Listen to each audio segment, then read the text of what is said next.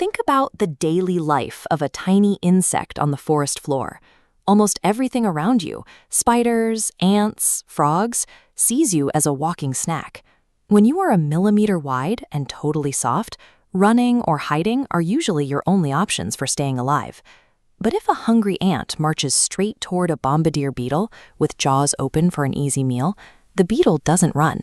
It delivers a sharp pop, almost like a tiny gunshot.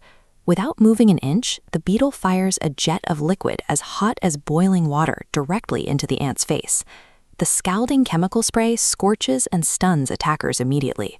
The deterrence is so effective that even much larger predators, like toads that manage to swallow the beetle whole, will vomit the insect back up alive minutes later because it keeps firing inside their stomachs. But carrying a loaded chemical weapon inside your belly presents a massive physical problem. Storing explosive, boiling chemicals inside a soft, permeable abdomen should instantly kill the creature carrying them.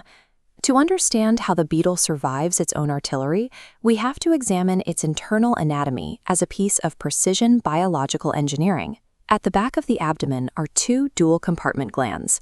The upper reservoir holds inert hydroquinones and 25% hydrogen peroxide. Below is the armored reaction chamber lined with catalase and peroxidase enzymes.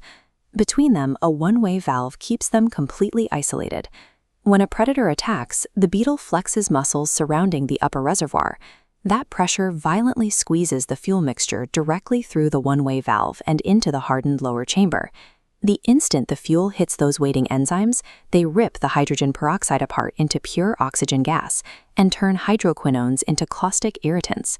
The reaction releases a massive spike in heat. The system operates on absolute physical separation. The danger simply does not exist until the exact microsecond the beetle deliberately squeezes that valve open. We still have that primary paradox, though. The temperature inside that tiny chamber rockets up to the boiling point of water. How does that immense heat escape without steam cooking the beetle's internal organs? This is an aerial photograph of the Advanced Photon Source at Argonne National Laboratory.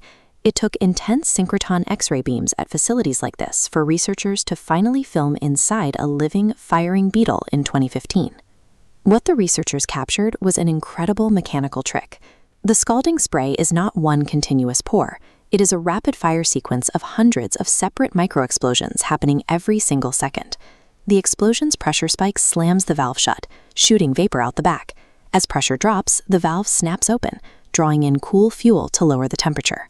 Engineers have a specific name for this entirely automatic pressure cycle, a pulse jet. The beetle uses small structures near the nozzle, acting like adjustable reflector plates, to perfectly aim this boiling pulse jet. If something grabs its left leg, it steers the spray exactly to the left. This rapid-fire pulsing is a built-in automatic heat management system. It takes what would be a lethal buildup of thermal energy and turns it into a survivable, carefully targeted weapon. Step back and look at the complete architecture. You have a fuel tank, an ignition chamber, a built-in cooling cycle, and steerable guidance, all housed inside a creature smaller than your fingernail. When we see biological engineering this tightly integrated, it's natural to ask how a machine with so many precise moving parts could possibly arise on its own through natural processes. The answer is millions of years of iterative design. We can see the earlier blueprints by looking at the bombardier's larger family tree.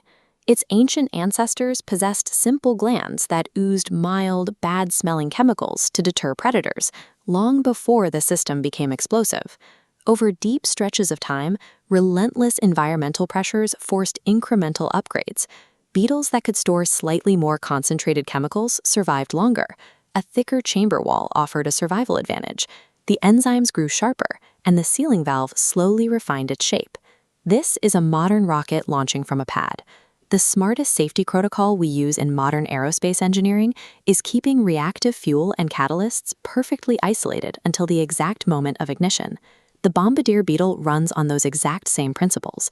This system of synchronized valves and reinforced chambers is the result of millions of years of natural selection and iterative survival.